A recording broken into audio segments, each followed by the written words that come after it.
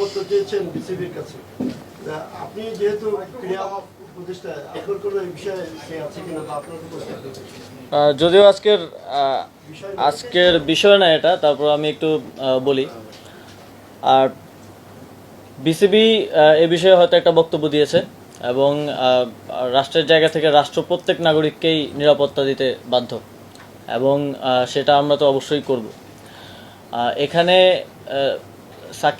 সাকিব আল হাসানের পরিচয় দুইটা, এটা আমাদের মনে রাখতে হবে। খেলোয়াড় হিসেবে একটা পরিচয়, আরেকটা হচ্ছে ওনার রাজনৈতিক পরিচয়। উনি আওয়ামী লীগের প্যানেল থেকে একজন এমপি ইলেকশন করেছিলেন। তো মানুষের মধ্যে তো এই দুইটা নিয়েই মিশ্র প্রতিক্রিয়া আছে। এখন খেলোয়াড় হিসেবে আমাদের একজন খেলোয়াড়কে যতটুকু নিরাপত্তা আমাদের দেওয়ার দায়িত্ব, সেটা অবশ্যই আমরা দিব। তিনি দেশে আসলে আমরা সেটা দিব এবং তার নামে যে মামলাটা হয়েছে, হত্যা মামলা, সেটার বিষয়ে আমরা ইতিমধ্যেই বলেছি, ইতিমধ্যেই আইন মন্ত্রণালয়ও বলেছে যে সংশ্লিষ্টতা না থাকলে প্রাথমিকভাবেই নামটা বাদ দেওয়া হবে।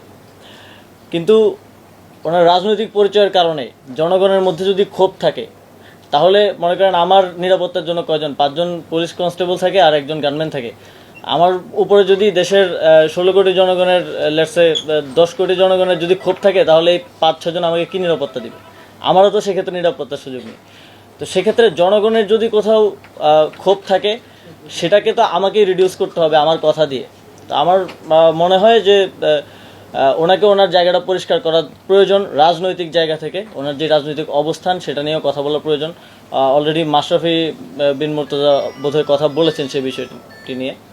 তো জনগণের পক্ষ থেকে যদি নিরাপত্তা ঝুঁকি থাকে, সেটা কেউই কাউকে আসলে দিতে পারবে না। শেখ হাসিনাকেও তো নিরাপত্তা দেওয়া যায়নি, তাকে দেশ ছেড়ে পালাতে হয়েছে।